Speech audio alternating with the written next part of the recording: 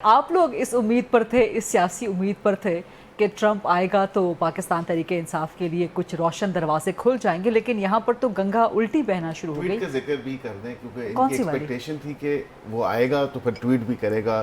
جی کہ وہ ٹویٹ بھی ابھی تک نہیں آئی، اور اس کے بعد سے پاکستان امریکہ تعلقات خاص طور پہ وزیر اعظم شہباز شریف کے ساتھ، فیلڈ مارشل عاصم منیر کے ساتھ، اور اب کچھ ہی دیر میں ہونے والی یہ لنچن میٹنگ۔ زرقا تیمور صاحبہ، غریدہ آپ نے بڑی پیاری بات کی ہے، تو مجھے بھی یاد آیا کہ عمران خان صاحب جب رشیا نے یوکرین پہ حملہ کیا تھا تو عمران خان صاحب روس گئے تھے اسی دن، تو ہمارے فیلڈ مارشل صاحب گئے ہیں۔ انشاءاللہ پاکستان کے لیے اچھی خبریں آئیں گی۔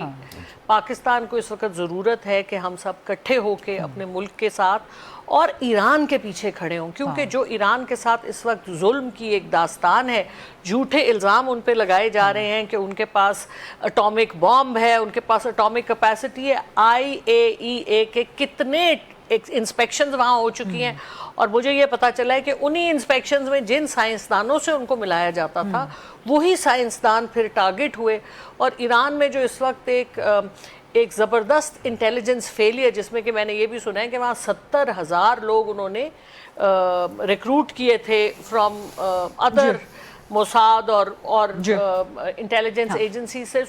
لیکن اس پہ آگے بڑھنے سے پہلے آپ نے جواب کا جو آغاز کیا ہے کہ آپ کو یاد آ گیا کہ جب رشیا یوکرین وار تھی تو Imran Khan was in the I of the storm, تو یہ آپ نے سملے کیوں ڈیولپ میں نے اس لیے کیونکہ مجھے ایک دم اسی کا خیال آیا۔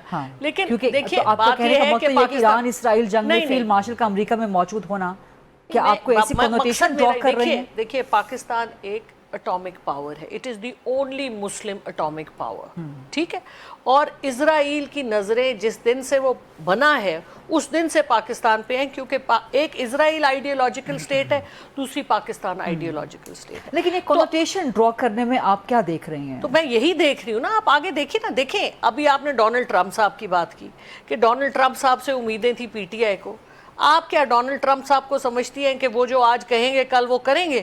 اگر انہوں نے پہلے نہیں کیا تو you have to be very careful in this relationship, because the American ہم بڑی ایک کیچ 22 پوزیشن میں ہے۔ میرا صرف کہنے سے مقصد یہ ہے کہ آپ کہنا چاہ رہے ہیں کہ امریکہ کا پاکستان کوئی انٹرسٹ ہے اس لنچن میٹنگ میں جو تھوڑی دیر بعد ہونے والی ہے؟ امریکہ کا کوئی انٹورڈ انٹرسٹ ہے؟ آف کورس امریکہ چاہتا could ہے، that be? دیکھیں امریکہ تو یہ چاہے گا نا، دیکھیں اگر ہم بھی یہ چاہیں گے کہ پاکستان اس خطرناک سچویشن سے انسکیتھ نکلے، لیکن مسلم امہ کو اکٹھے کر کے پیس کے لیے ایک آواز بنے، اور آئی ایم شیور کہ ہماری حکومت اور ہمارے فیلڈ مارشل بھی اسی چیز کے اوپر فوکس کریں گے۔